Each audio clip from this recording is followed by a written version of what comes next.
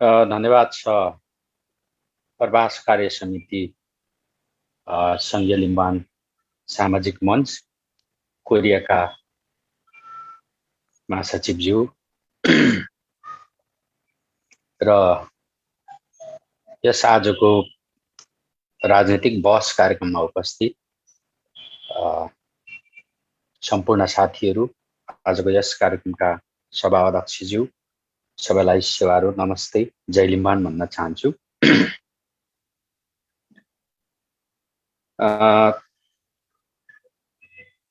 अब लामो समयदेखि नेपालमा पहिचानको आन्दोलनहरू उठेको छ र यो पछिल्लो पटक आएर अझ सशक्त ढङ्गबाट पहिचानको बहस, पहिचानको राजनीति अगाडि बढिरहेको स्थिति छ र यो यता केही समय यता चाहिँ फेरि तपाईको यो पहिचानको आन्दोलन चाहिँ सुस्त रूपमा चाहिँ अलिकति बिर्सेको हो कि भुलेको हो कि जस्तो चाहिँ यदाकता सबैलाई भान भइरहेको स्थिति छ। हामी पनि विभिन्न कार्यक्रमहरूमा विभिन्न क्षेत्रमा डुल्ने क्रममा चाहिँ त्यो किसिमको चाहिँ प्रश्नहरूको चाहिँ उहिरो आउने गरेको छ। निरन्तर यसरी पार्टीका विभिन्न समितिहरूले बहसहरू छलफलहरू राख्न जरुरी छ, किनभने पहिचान सम्बन्धी साह्रै धेरै प्रश्नहरू उठेको छ। अब यसलाई तपाईको चाहिँ एउटा नस्लीय चिन्तनको रूपले पनि हेरिएको छ हैन।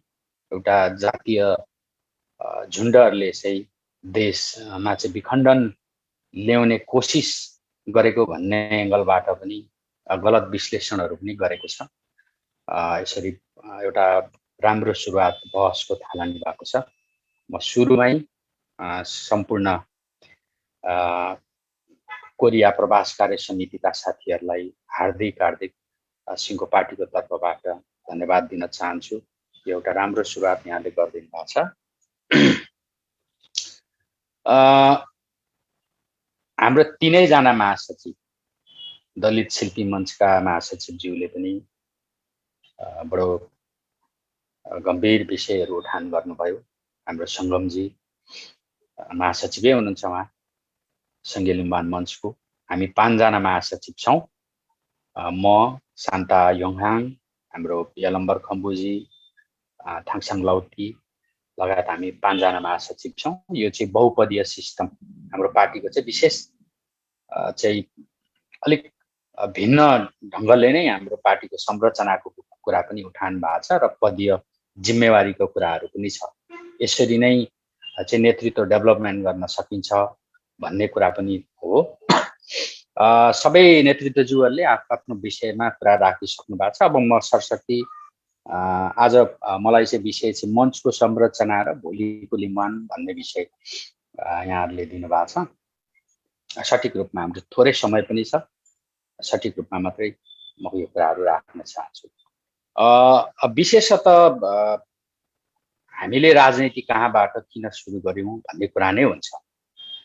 नेपालमा 200 भन्दा बढी पार्टीहरू दर्ता भएका छन् हैन। कति तपाईको दर्ता नभएका पार्टीहरू पनि सञ्चालन भइरहेको अवस्थाहरू छ। तर यो देशमा जति पनि पार्टी भए पनि के हो त भन्दाखेरि तिनै कम्युनिस्ट पार्टीहरू, तिनै पुँजीवादी लोकतान्त्रिक धारका साथीहरू, तिनै विचारमा आबद्ध बढी पार्टीहरू छन् र पहिचानमा आधारित पार्टीहरू एकदमै थोरै छ र पहिचानलाई पनि कसरी लिने हैन, यसको राजनीतिक फिलोसोफीहरू चाहिँ के हुने भन्ने विषयमा अलिकति भिन्नता, मत भिन्नता चाहिँ पहिचानवादी पार्टीहरूमा पनि छन्। जस्तै कम्युनिस्ट विचारधाराहरूसँग अलिक नजिक भएका पार्टीहरू, अलिकति लोकतान्त्रिक काङ्ग्रेस जस्ता देखिने पार्टीहरू। तर हाम्रो सङ्घीय लोकतान्त्रिक राष्ट्रिय मञ्च चाहिँ अलिक भिन्न हो, मध्यमार्गी धार। उहाँहरूले सम्भवतः हामीलाई लाग्छ उहाँहरूले कम्युनिस्टका कालो किताब, रातो किताबहरू पढेर राजनीतिक जीवन सुरु गर्नुभयो। केही साथीहरूले तपाईँको काङ्ग्रेसी, तपाईँको पुँजीवादी लोकतन्त्रका कुराहरूबाट उहाँहरूले राजनीतिक जीवन सुरु गर्नुभयो होला। त्यो भएकोले गर्दाखेरि उहाँहरूको बुझाइको तपाईँको जग त्यो भएकोले गर्दाखेरि उहाँहरूले त्यो ढङ्गले ती किताबहरूको आधारमा, ती इतिहासहरूको आधारमा चाहिँ उहाँहरूले चाहिँ यो देशको समस्यालाई हेर्नुहुन्छ र यसरी यो देशको समाधान गर्न सकिन्छ भन्ने दृष्टिकोण राख्नुहुन्छ। उहाँहरूको त्यस्तो फिलोसोफी छ। मेहनत राजनीतिक दल भनेको के हो त भन्दाखेरि देशको समस्याहरूलाई कसरी समाधान गर्न सकिन्छ र आफ्नो देशलाई कसरी अन्य देशहरूभन्दा समृद्ध भन्दा पनि समृद्ध गर्न सकिन्छ, आफ्ना नागरिकहरूलाई, यहाँ रहेका जाति समुदायहरूलाई कसरी त तपाईँको सक्षम सामर्थ्यवान बनाउन सकिन्छ भन्ने विषयमा नै राजनीति केन्द्रित हुने हो विशेष गरेर। तर त्यति हुँदाहुँदै पनि अहिले अब सरसटी हामी हेरौँ काङ्ग्रेसको लामो राजनीतिक जीवन, उहाँहरूको शासन प्रणालीहरू हेऱ्यौँ हामीले, कम्युनिस्टहरूको पनि हेऱ्यौँ। अहिले तत्कालै पनि तपाईँको कालो कम्युनिस्ट र रातो कम्युनिस्ट भन्ने विषयमा नै बहस तर्कको विषयहरू चलिरहेका छ होइन। तपाईँको कम्युनिस्ट बिचमा पनि त्यस्तो छ। अब अहिले केपी ओलीले नेतृत्व गरिरहेको सरकार, केपी ओलीजी भन्नुहुन्छ हामी चाहिँ के अरे बहुत कुछ गर्न खोजिरहेको छौँ, हामी धेरै विकास र समृद्धिको चाहिँ काम गर्न खोजिरहेको छौँ। प्रचण्ड कमरेडहरूले बादल के अरे तपाईँको माधव कमरेडहरूले काम गर्न दिनु भएन भन्ने खाले तर्कहरू छ। तर अब के गर्न खोज्नु भएको भन्ने कुरा चाहिँ फेरि जनतालाई थाहा छैन होइन। यसो नर्मली सरसर्ती हेर्दाखेरि प्राय नेतृत्वहरूले, नेताहरूले केही न केही चाहिँ गरौँ भन्ने नै लागेको हुन सक्छ, तर मेलोमेसो नपाइरहेको कि जस्तो। तपाईँको केपी ओली आफैमा पनि तपाईँको केही गरौँ भन्ने सोच चाहिँ भएको जस्तो देखिन्छ। तर देश विकासको सुरुवात कहाँदेखि सुरु गर्दाखेरि चाहिँ हुन्छ त भन्ने कुरा चाहिँ केपी ओलीजीलाई पनि थाहा नभएको जस्तो देखिन्छ। अब यो उहाँको 2-3 वर्ष कार्यकाल हेर्दाखेरि त्यही देखियो। अब एक थरी छ तपाईँको चाहिँ के अरे तपाईँको राजावादीहरू, राजा आयो भने यो देशमा सम्पूर्ण समस्याहरू समाधान हुन्छ भनेर उहाँहरूले भन्नुहुन्छ। त्यो पनि एउटा विचार हो। तर अब राजा त तपाईँको 250 वर्ष देख्यौँ, हामीले हेऱ्यौँ उहाँहरूको कार्यकाल होइन। हुन त अब तपाईँको पृथ्वीनारायण शाहको पालामा र ज्ञानेन्द्रको पालामा आइसक्दाखेरि समयले पनि बिस्तारै घिसारेर केही न केही देशमा परिवर्तन रूपान्तरणको कुराहरू त हुन्छ नै। तर उहाँहरूले आफै राखेका त्यस्ता एजेन्डाहरू जसले चाहिँ तपाईँको सिङ्गो विश्व विकासको जो गति छ त्यो गतिलाई समाउन सक्ने देखिँदैन। उहाँहरूको एजेन्डा चाहिँ के त राजावादीहरूसँग हामीले सोध्यौँ के छ तपाईँहरूको एजेन्डा भन्दाखेरि राजा आयो भने ठिक हुन्छ, त्यही हो उहाँहरूको एजेन्डा होइन। तर राजा आएर यो गर्छ, यो गरेको कारणले गर्दाखेरि अन्य दलहरू भन्दाखेरि पनि बेटर हुन्छ भन्ने उहाँहरूसँग ठ्याक्कै यसै गर्दाखेरि हुन्छ भन्ने एजेन्डा छैन। अब भनिसकेपछि काङ्ग्रेसको शासन पनि हेऱ्यौँ हामीले, कम्युनिस्टको पनि हेऱ्यौँ होइन, तपाईँको सबैको हेऱ्यौँ। देश त झन्झन गरिब हुँदैछ। हिजो मात्रै एउटा डाटा निक्लियो, म यो चाहिँ पृष्ठभूमि बताएको है, योसँग नै हाम्रो संरचनाका कुराहरू पनि जोडिने भएकोले गर्दाखेरि मैले पृष्ठभूमि यहाँलाई बताइरहेका छु। हिजो अस्ति मात्रै नयाँ डाटा आयो तपाईँको केपी ओली चाहिँ के अरे तपाईँको प्रधानमन्त्री भइसकेपछि देशमा 5 खर्ब ऋण चाहिँ देशको भार बढेछ होइन। 5 खर्ब ऋण बढेछ। अब हामीले सुन्थ्यौँ आजभन्दा तपाईँको चाहिँ के अरे धेरै वर्ष अगाडि 52-54 सालतिर फल्ना प्रधानमन्त्रीले विदेशबाट यति ऋण दियो देशको लागि भन्दाखेरि गाउँघरमा ठुलो गर्व गर्ने एउटा चलन पत्याएछ हाम्रो प्रधानमन्त्रीलाई होइन। यतिको ऋण ल्याउन सक्ने कोही नेता छ भन्ने चर्चा हुन्थ्यो। तर अब त्यस्तो हुँदैन होइन। व्यक्तिले एउटा बिजनेस गर्नको लागि ब्याङ्कमा ऋण खान जाँदाखेरि तपाईँको एउटा टर्म कन्डिसनको विषयहरू हुन्छ, कुरा हुन्छ होइन। यो व्यक्तिले, यो बिजनेसम्यानले कति ऋण तिर्न सक्छ, कति कमाउन सक्छ, कति ऋण खाएर कति ऋण तिर्न सक्छ भन्ने क्षमताको आकलन एउटा मापदण्डहरू छ। तर देशको चाहिँ मापदण्ड नहुने, केपी ओलीजीले 5 खर्ब ऋण खाइदिने, प्रचण्डजीले 10 खर्ब ऋण खाइदिने हैन, तपाईको कांग्रेसका प्रधानमन्त्रीहरूले 20 खर्ब लोन खाइदिने, अनि तिर्न नसक्दाखेरि के हो त भन्दाखेरि देशकै तपाईको हाम्रो के अरे रुपैयाँहरुको चाहिँ के अरे तपाईको मूल्य घटेर जाने, हाम्रो अर्थतन्त्र डामाडोल हुने हैन।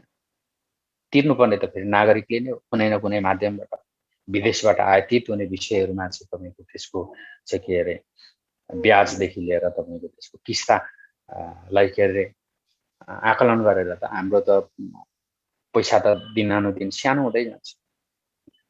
यी सबै कुराहरू छन्। देशमा साह्रै धेरै समस्याहरू छ।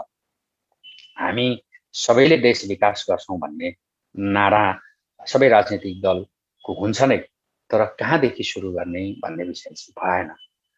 अब यो तपाईको पुँजीवादी कन्सेप्टले, कम्युनिस्ट चाहिँ के अरे तपाईका किताबहरूले, विचारहरूले यो नेपाल जस्तो विकासोन्मुख देश, त्यसमाथि पनि तपाईको बहु धार्मिक देश, बहुजातीय देश हैन, बहुसांस्कृतिक देश, यस्ता देशहरुमा अनि तपाईको भौगोलिक पनि तपाईको बहुआयामिकै छ।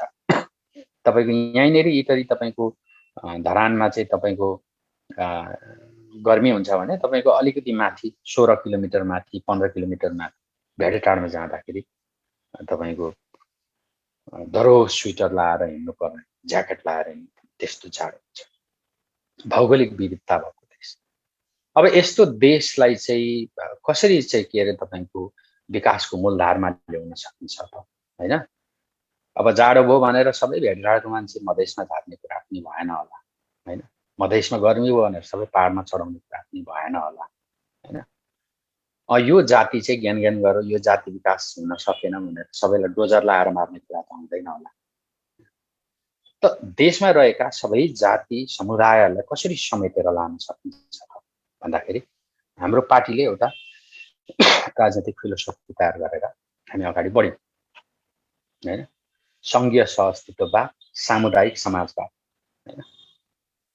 सामुदायिक समाजवाद भनेको के हो त भन्दाखेरि यो ध्रुव सत्य कुरालाई हामी कसैले नामेट गरेर गर्न सक्दैनौं हैन। जतिसुकै कम्युनिस्ट भए पनि त्यो कम्युनिस्टको नागरिकताको पछाडी उसको समुदायको नाम भनेको जात, उसको थर नागरिकताको पछाडी लेखिन्छ। चाइनाको कम्युनिस्टहरुको अगाडि लेखिन्छ माओ हैन, सेतुङ पछाडी लेखिन्छ नाम, उहाँहरुको त झन् अगाडि लेख्छ। बुझ्नु पनि चाइनाको कम्युनिस्टहरुले त जातलाई त झन् अगाडि तपाईको नागरिकता आइडेन्टिटी कार्डहरुमा अगाडि लेख्छ। तर अब नेपाल जस्तो विभिन्न मुलुकहरुमा चाहिँ तपाईको आफ्नो आइडेन्टिटी कार्डको पछाडी चाहिँ समुदायको नाम लेख्छ। त कम्युनिस्ट भए पनि, पुँजीवादी भए पनि, चाहे जे वादी भए पनि समुदाय भन्ने कुरा त ठूलो कुरा रहेछ।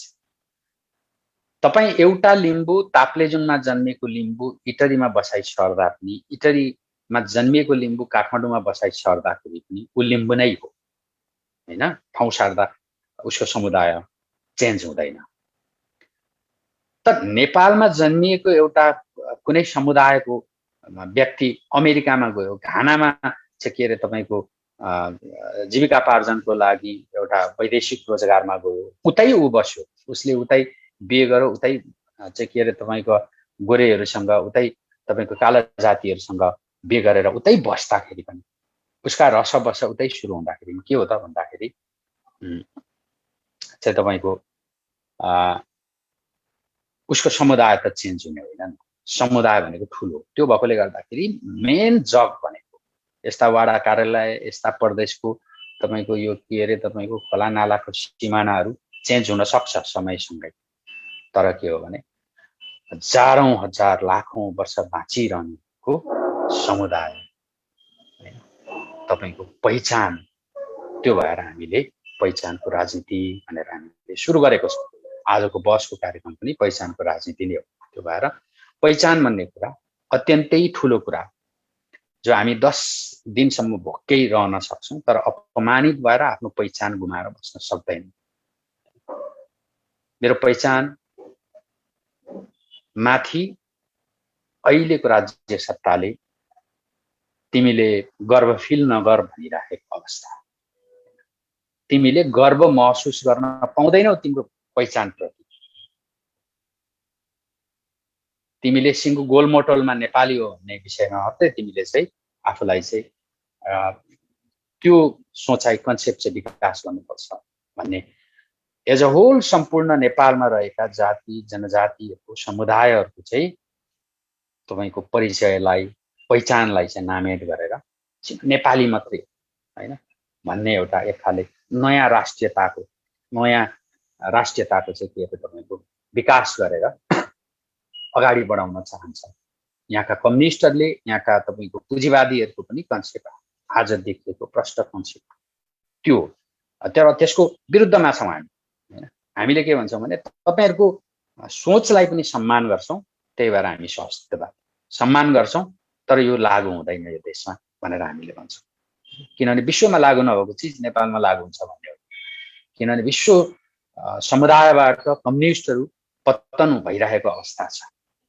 अब तपाईको पुँजीवादीहरू पनि पतन भइरहेको छ। अमेरिकामा तपाईको के रे तपाईको समुन्नत लोकतान्त्रिक पुँजीवादको परिकल्पनाहरू गरिरहेको छ। तपाईको युनाइटेड किङडमहरुमा त्यो ढंगको, जस्तै त्यो भनेको चाहिँ झन्नै झन्नै समाजवादको नजिक हो क्या, बुझ्नुभयो नि। जो चाहिँ के रे तपाईको पुँजीवादीहरू चाहिँ हुन्, तर चाहिँ के हो त भन्दाखेरि त्यो पुँजीवादी हुँदाहुँदै पनि उनीहरूले चाहिँ समुदायमा पनि समाजमा पनि अलिकति सम्मान भाव, अलिकति उत्तरदायित्वको दृष्टिकोणले चाहिँ हेर्ने किसिमको चाहिँ फिलोसोफीको बहस र प्रक्षेपण चाहिँ सुरुवात भइसकेको अवस्था छ। त्यता भनेपछि अब यहाँ त पुँजीवादीहरू भनेको त जसको शक्ति उसको भक्ति, गाउँमा त्यही भन्छ नि त, जोसँग पैसा छ हैन त्यही ठुलो, अथवा जसको शक्ति उसकै भक्ति। पुँजी भन्दा ठुलो कुरा केही छैन। पुँजी जतिको महत्व हुन्छ त्यतिकै महत्व श्रम र त्यो श्रमिक पनि हुन्छ, र त्यहाँबाट उत्पादित चाहिँ के रे वस्तु जुन बजारमा जान्छ त्यो खरिदकर्ताहरू, त्यो बजारको उपभोक्ताहरू हैन, जुन समुदायहरू, त्यो प्रति पनि उत्तिकै उत्तरदायित्व हुनुपर्छ भन्ने हामी त्यस्तो अर्थतन्त्रको परिकल्पना गरिरहेका छौँ। र त्यो उद्योगले पनि के हो त भन्दाखेरि तपाईको चाहिँ के रे उद्योगहरू निर्माण हुँदाखेरि पनि त्यहाँका प्रकृतिसँग पनि उत्तिकै चाहिँ के रे तपाईको सौहार्दपूर्ण रिलेसन चाहिँ के रे तपाईको बढाएर जानुपर्छ भनेर हामी भन्छौँ। यो एज अ होल देशको सम्पूर्ण किसिमको समस्याहरू, विकासका पूर्वाधारका कुराहरू हैन, विकासका पूर्वाधारमा आउने सम्पूर्ण तपाईको त्यो तत्त्वहरू र देशका समस्याहरू के छन्, यो सम्पूर्ण समस्याहरूलाई चाहिँ क्रमिक रूपले यसरी जोडेर मिलाएर लानुपर्छ भन्ने नै मञ्चको अवधारणा हो हैन। र मञ्चले के पनि भन्छ भने अब म विषयमा म केन्द्रित हुन चाहन्छु।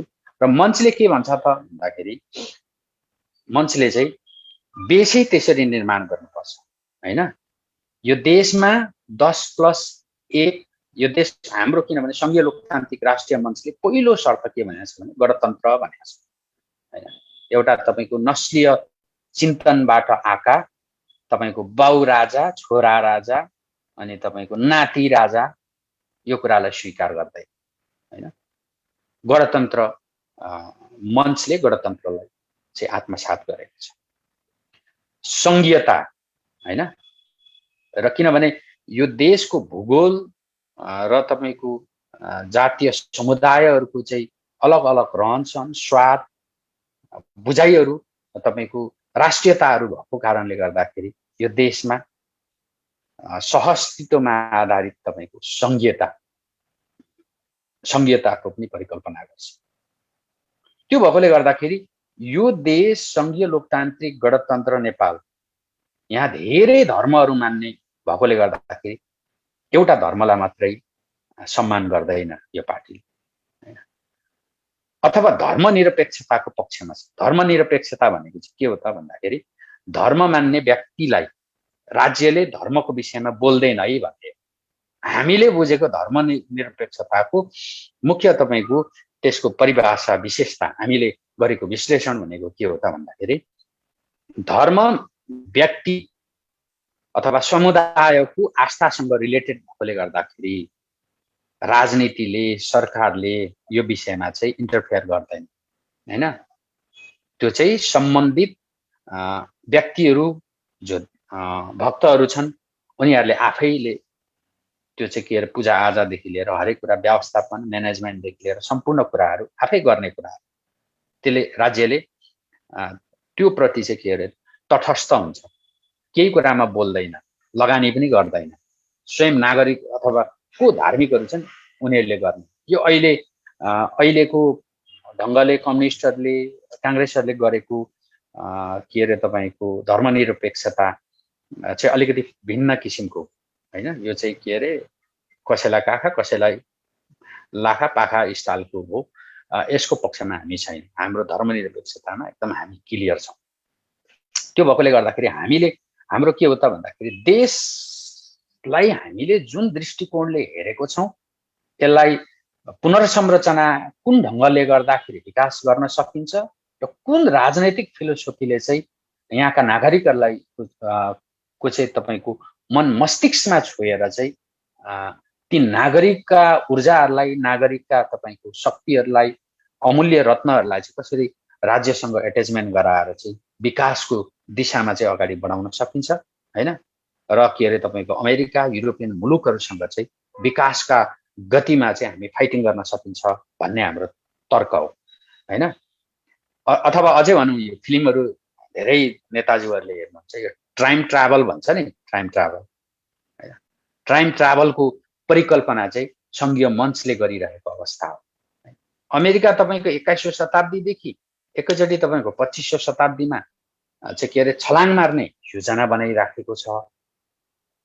तर हामी चाहिँ अहिले पनि 18औं शताब्दी कहीँ 18औं शताब्दी हैन, कहीँ चाहिँ तपाईँको 21औं शताब्दीको परिकल्पनाहरू हामी बुझिरहेको छौँ। त्यो भएकोले गर्दाखेरि हामीले देशको विषयमा संरचनागतदेखि लिएर सम्पूर्ण विषयमा हेरेको त्यो ढङ्गको परिकल्पना आधारमा चाहिँ मञ्चले चाहिँ संरचना निर्माण गरेको छ। हामीले सङ्घीय लोकतान्त्रिक गणतन्त्र नेपालमा हामीले के भनेका छौँ भन्दाखेरि यहाँ ठुलो जातीय समस्या, यहाँ वर्गीय समस्या, आर्थिक समस्या भएकोले गर्दाखेरि यो देशमा 10वटा प्रान्तको परिकल्पना गरेका छ।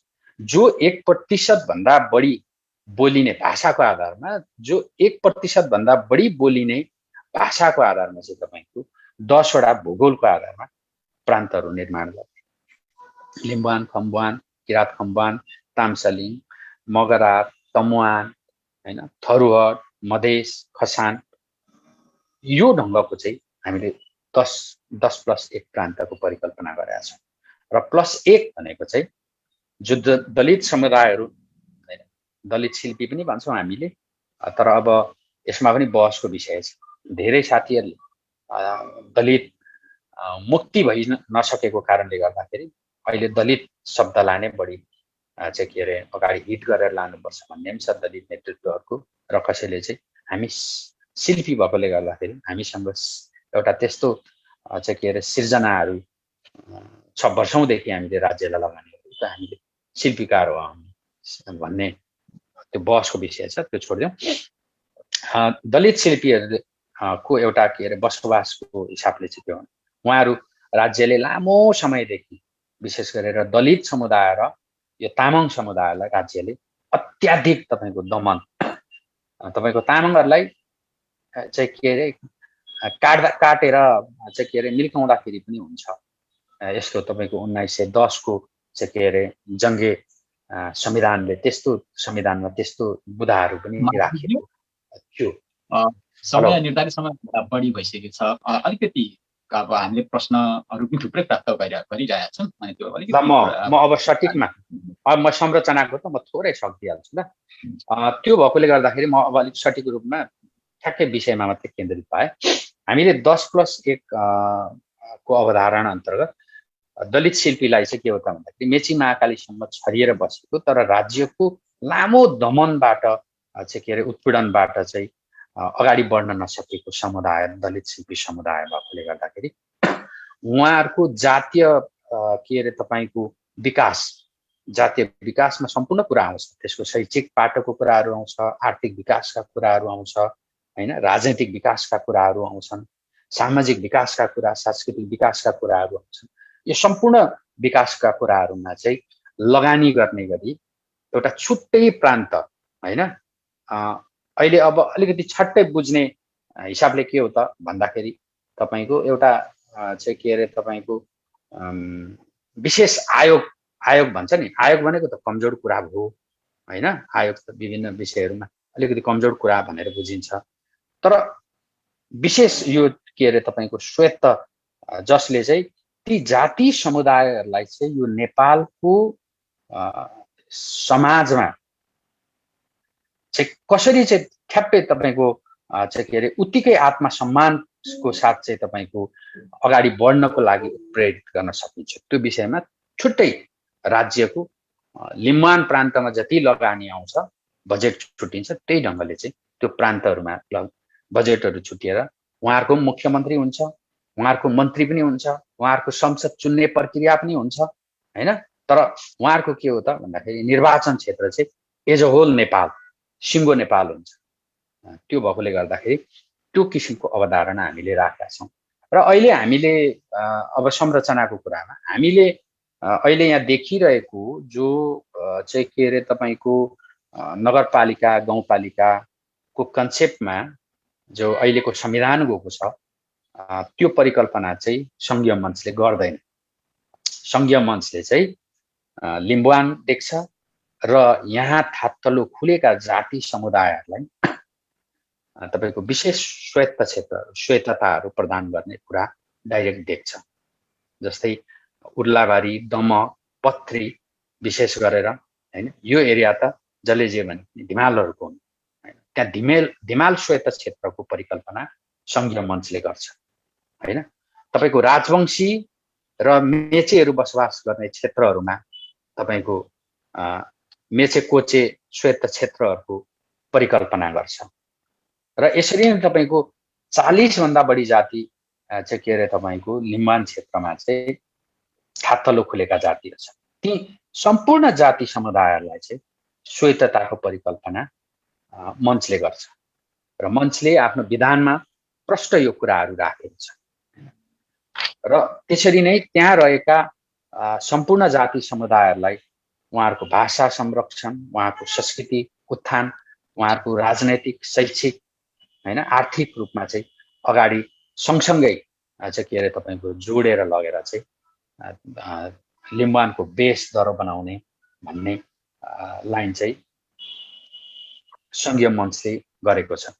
र भोलिको लिम्बुवान भन्ने विषयमा त्यो अगाडि पछाडि भयो होला, तर अब लिम्बुवान के हो त भन्दाखेरि सङ्घीय मञ्चको एउटा श्वेत समिति भएकोले गर्दाखेरि हामीले देखेका भोलिको लिम्बुवानहरू भनेको यिनै, यहाँ रहेका गैर लिम्बूहरू, यहाँ थात्तलो खुलेका जातिहरूलाई त्यसरी गर्ने, थात्तलो नखुलेका जातिहरूलाई पनि पुरापुर राजनैतिक अधिकारहरू सुनिश्चित हुन्छ, हैन। आर्थिक स्वतन्त्रताको विषयहरूमा पनि पुरापुर अगाडि बढ्ने अधिकारहरू चाहिँ के अरे हाम्रो मञ्चको अवधारणा अन्तर्गत अगाडि आएको छ। के हाम्रो टाइम सकिएको हो महासचिवज्यू? निर्धारित समयभन्दा अलिक बढी नै भइसकेको छ। आफ्नो तपाईको कुराले चाहिँ छुट्टै दिनको लागि मैले अनुरोध गरेँ। ल निर्धारित समयभन्दा निकै अगाडि म गइसकेको रहेछु र यिनै छन्। अब हामीले विभिन्न चाहिँ के अरे तपाईँको आमसभाहरू, विभिन्न प्रशिक्षण कार्यक्रमहरू, विभिन्न माध्यमबाट हामीले हाम्रो पार्टीको संरचनाको विषयमा, हामीले हाम्रो लिम्बुवान, भोलिको लिम्बुवानको चाहिँ के अरे हामीले देखेका सपनाहरूको विषयमा यहाँहरूलाई बारम्बार चाहिँ के अरे भन्दै आएका छौँ। आज निर्धारित समय सकिएको छ। पक्कै पनि हामी फेरि पनि छलफल निरन्तर जारी राख्नेछौँ। अहिले मैले कुरा यतिमै टुङ्ग्याएँ। त्यसो भने मान्छे